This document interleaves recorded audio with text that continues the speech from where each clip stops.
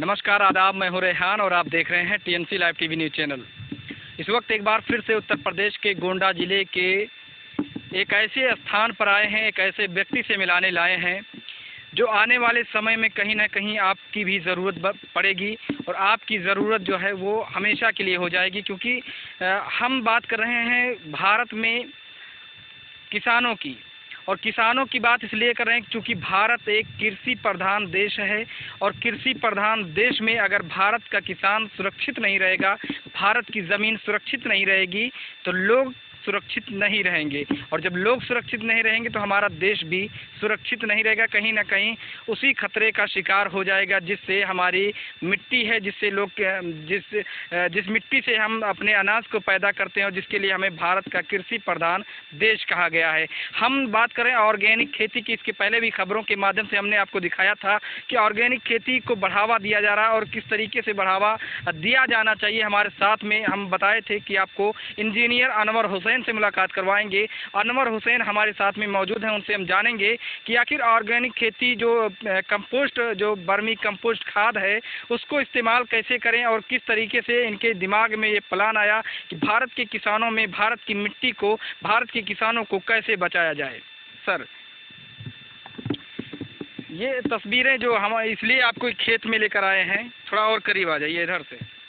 खेत में लाने का सिर्फ एक मकसद था कि जैसे ये पीछे हमारे गेहूं की जो फसल दिख रही है, गेहूं की फसल जब तैयार होती है तो स्टार्टिंग में होता है कि पीलापन कभी कभी आ जाता है, कभी कभी गेहूं में रोग लग जाते हैं। तो जब शुरुआत होती है फसलों की, कोई भी फसल रही हो, तो उसमें ये होता है कि हरे पर हरियाली लाने के लिए जिंक डाला जाता है, तरह तरह के पाउडर, तरह तरह के केमिकल को इस्तेमाल किया जाता है।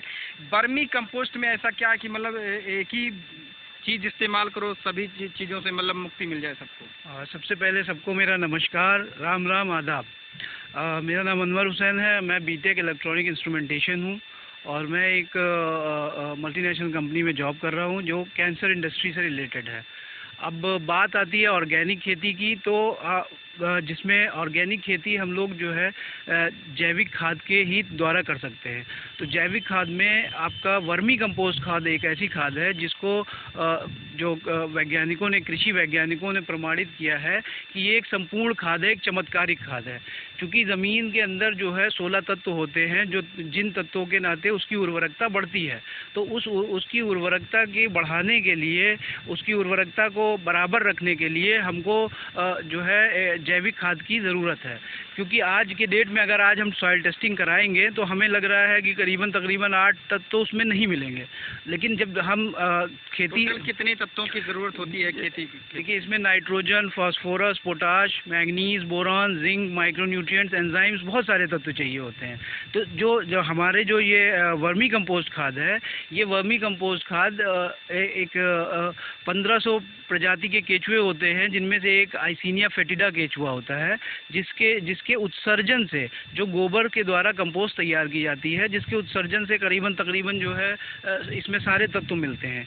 अब मार्केट में किसान के ऊपर लोड ना पड़े, इस वजह से जो है वर्मी कंपोस्ट खाद से अगर खेती की जाएगी तो उसको सिर्फ एक ही खाद की ज़रूरत है।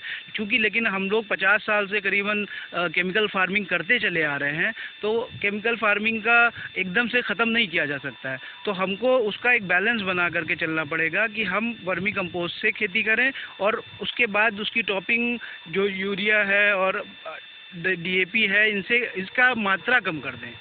जो मात्रा, क्या बर्मी कंपोस्ट यूज करने से जो प्रेजेंट टाइम में डीएपी या डाई, यूरिया और तरह तरह की खाद आ रहे हैं मार्केट में, इसका इस्तेमाल ख़त्म हो जाएगा या इसका भी मतलब किसानों को उपयोग करना पड़ेगा? जी नहीं, धीरे धीरे, जैसे एकदम से वही बताया मैंने कि एकदम से आप नहीं ख़त्म कर सकते, धीरे धीरे इसको आप ख़त्म कर सकते हैं। जैसे 1 साल, 2 साल, 3 साल तक के आप इसका कंटिन्यूस वर्मी कंपोस्ट का यूज़ करेंगे और उसको मात्रा में हाफ करते रहेंगे, तो हाफ करते करते एक टाइम ऐसा आएगा कि आपको उसकी ज़रूरत ही नहीं पड़ेगी। क्योंकि धीरे धीरे ज़मीन को उपजाऊ बना करके फिर दोबारा जो है, क्योंकि उसमें क्योंकि ऑर्गेनिक कार्बन होता है और ऑर्गेनिक कार्बन का जो होता है वो ह्यूमस का काम करता है, और वो बेसिकली वो ह्यूमस ही होता है। तो उसके लिए उससे क्या होता है कि हमारी ज़मीन की उर्वरकता बहुत ज़्यादा बढ़ती है, क्योंकि कार्बन लेवल जब अच्छा होता है तो वाटर होल्डिंग कैपेसिटी बढ़ जाती है, और पीएच मान जो है ये वर्मी कंपोस्ट खाद उसका पीएच मान ज़मीन का स्थिर रखता है। तो पीएच मान स्थिर रहने से सिंचाई कम करनी पड़ेगी। मान लीजिए साल में अगर 10 सिंचाई भी करनी पड़ रही है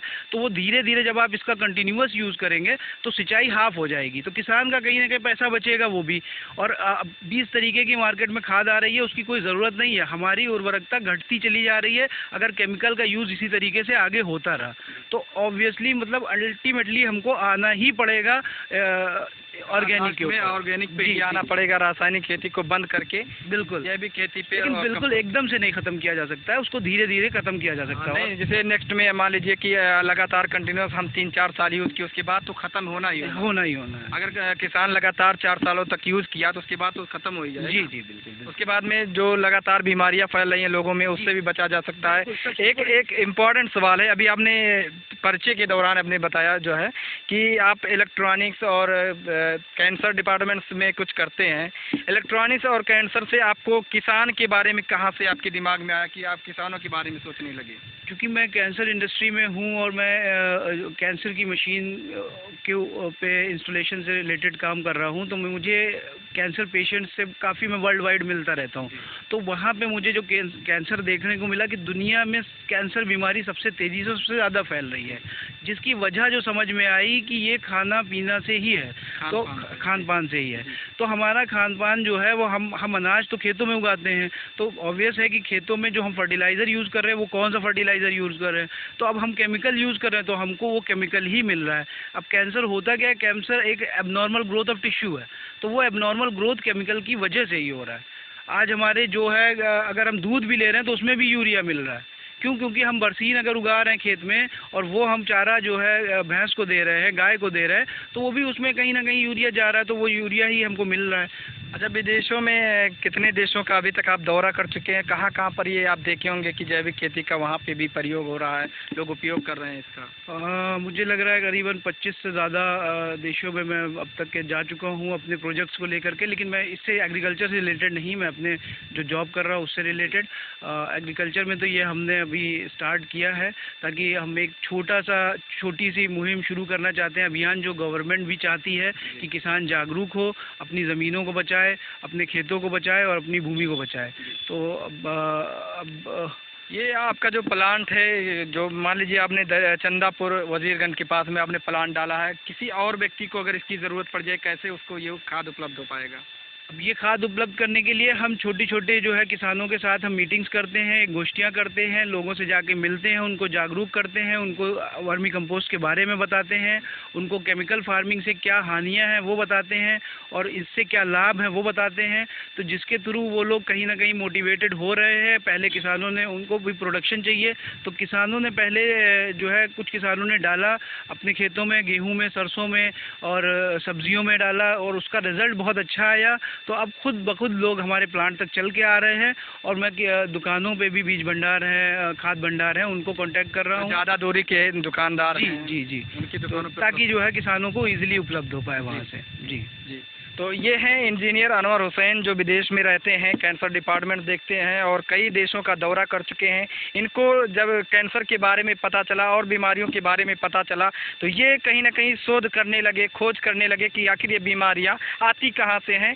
तो इनको पता चला कि ये कहीं ना कहीं खान पान का एक हिस्सा है, जो हमारी ज़मीन से पैदा होने वाले अनाज, सब्जी, फल, जो भी हमारी ज़मीन से, हमारी धरती से पैदा होते हैं, उसी में केमिकल यूज किए गए केमिकल का एक कहीं ना कहीं ये बीमारी एक हिस्सा है। इसको ख़त्म कैसे किया जाए, इसके बारे में जब इन्होंने शोध किया तो कहीं ना कहीं जो पुरानी प्रथा चली आ रही थी ऑर्गेनिक खेती की, कंपोस्ट का जो वर्मी कंपोस्ट के नाम से जाना जाता है, जो पहले हम गोबर इस्तेमाल करते थे, उसी पे इनको जो है फिर से लाया जाए, किसानों को फिर से उसी रास्ते पे लाया जाए, ताकि हमारी ज़मीन भी उपजाऊ हो, हमारा खेत भी उपजाऊ हो और हमारे किसान भी स्वस्थ रहें, मस्त रहें और हमेशा स्वस्थ रहें। इसी तरीके से लगातार जैविक खेती को बढ़ावा देने के लिए चंदापुर वजीरगंज के पास में इन्होंने प्लांट डाला है और तरह दूरी के किसानों के लिए लगातार ये छोटे छोटे सेंटरों पे जाके वहाँ पर खाद उपलब्ध कराने के लिए छोटे छोटे सेंटर बना रहे हैं, ताकि किसानों के बीच में इस खाद का उपयोग लाया जा सके, उनके खेतों को